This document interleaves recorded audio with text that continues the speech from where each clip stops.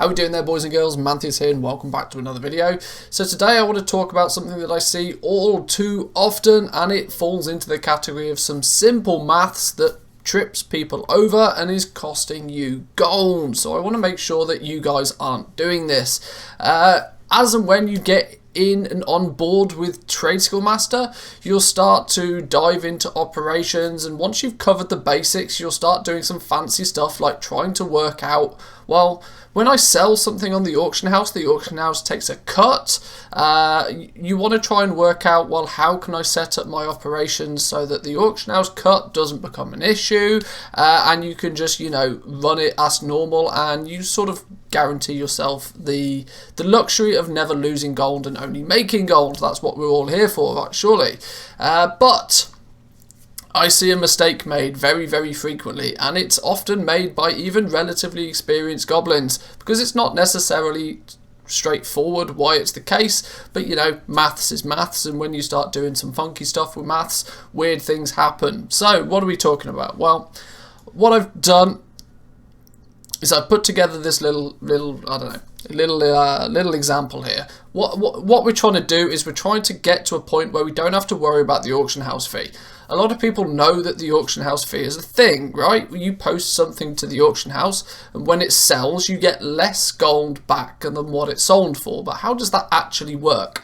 Well, the auction house takes a 5% cut. That's the fee that is charged for the luxury of using the auction house, and it's a big way to take gold out of the game. And so when you start using Trade Skill Master, people try and set up their operations so that you kind of take that into consideration. So, if you wish to sell crafted items and never sell them for less than what it cost you to craft, which option is correct? Now, of course, many people, when they first start using TSM, they will use option 1. They will just, well, I want to sell something for at least what it cost me to craft. They don't even think about the auction house cut, and so they go with just a simple operation, 100% crafting. So many people, when they first start with TSM, would select 100% crafting, and unfortunately, no, that is wrong. If you just use the 100% crafting, the auction house is going to take its 5% cut, and you're going to be out of pocket.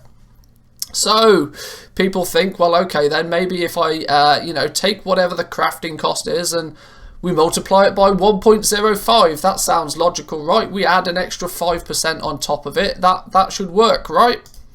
No, that is wrong. We will explain exactly how and why these are the case in a minute.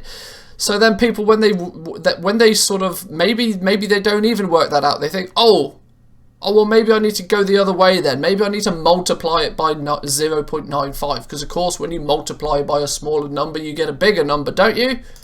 No, that is also wrong, leaving, of course, the only correct answer, and I'm hoping you guys did select option 4, 100% divided by 0.95. So whatever your operation is, whether it be 100% crafting, whether it be 110% crafting, because of course you want to make a little bit of profit, because who doesn't?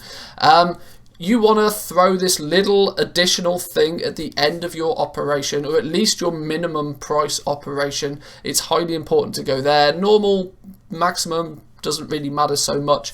But for the minimum price operation, you want to make sure that you have divided by 0.95 at the end. And why is this the case? Well, I thought I can't just come in and dive in and say, this is it and this is how it works. I kind of need to show you why. Okay, let's look at some proof. Okay, so we have here, can you see this all right on stream? Of course you can. So option 1, we're crafting ourselves some epic pants of awesomeness. They cost us 100 gold to craft. So our crafting cost 100 gold. Using option 1, let's make this a bit shorter so we can see it all in one screen. Using option 1, we're just going to post it at minimum price for whatever it cost us to craft it. So we're going to throw it on the auction house for 100 gold. But the auction house is going to take its cut. So it's going to take 5% of that 100 gold when it sells, which is a value of 5 gold. And so in turn, the auction house is only going to give you 95 gold back. So you can see there, it cost you 100 gold to make it. You're only getting 95 gold once it sells. You've actually lost 5 gold in the process, and nobody wants that at all, do they? This is where it starts to get a little bit more complicated. So the first and the logical thing many people the first thing they try and do, should I say, is they throw an extra 5% of the crafting cost at it, and they think that that will cover the cost. Well, it does almost, but not quite. And why is it not quite? As well, if you list it for 105%, 5%, 5 is 5% of 100, yes, but the auction house takes its fee from the price that it sells. So when it sells for 105 gold, then you need to work out what is 5% of 105, which actually equates to 5.25, which means you get a return of ever so slightly less what it cost you to craft. So this is one I see quite frequently, but it is still technically wrong. Multiplying by 1.05 will not give you the same amount back to what you put in. It is actually a very, very slight profit, slight loss, should I say. Option 3, though, this is the one I see bounded about the internet a lot, and it's a somewhat easy mistake to make, but it is the worst of all of them, and this is what worried me, and this is why it triggered me to make this video. The fact that this is the thing that I see a lot of people being told to do. Oh, just take your crafting cost and multiply it by 0.95. No, you're not multiplying. If you multiply your crafting cost of 100 gold and you multiply that, you can see it in the equation here. This is not me doing any wizardry for the video. If you take a number and you multiply it by 0.95, you get a smaller number. So you're actually then going to list it for 5 gold less than whatever it cost you to make in the first place, and that's even before the auction house takes its fee. The auction house is going to take 4 gold 75 of that, leaving you a return of only 90.25 gold, so you're almost 10% in the negative. 10 gold you're going to lose for every 100 gold in the first place. This is not good. But then to the correct version, option 4, the reason this works is because when you divide by 0.95, you get this weird and wacky number, 105.26. But if you take 5% away from 105.26, it is a value of 5.26, meaning that you then result with a perfectly balanced out, you get back what you put in, and it completely negates the auction house fee. Now, of course, the sensible thing to do is not to have your operations at exactly 100% crafting. It is entirely sensible to maybe bump that up to 110% crafting on old content, old past expansion crafts. I'd even push that further to 120, 130, 140, maybe even 150 if you can get away with it. But yes, there we go. That's what I just wanted to cover for you today, boys and girls, because I see this being thrown around as a way to avoid the auction house fee, and it's not necessarily the case. So I hope that helps.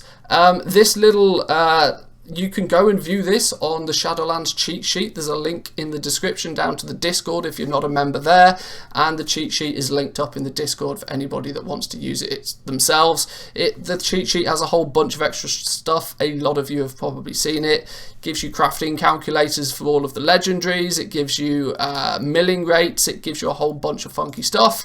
Really, really cool, really, really helpful. A lot of people have got on board with the cheat sheet and have found it very useful. This is a new sheet that I've added to it today. So there we go, boys and girls. I'll leave it there for today's video. I hope you enjoyed. Remember, before you leave, to give the video a like. Write your comments down below which option you would have chose before you watch the video. Be honest here. No shade if you picked the wrong one. It's a very common thing to do. But for all of you boys out there, remember to pick option 4.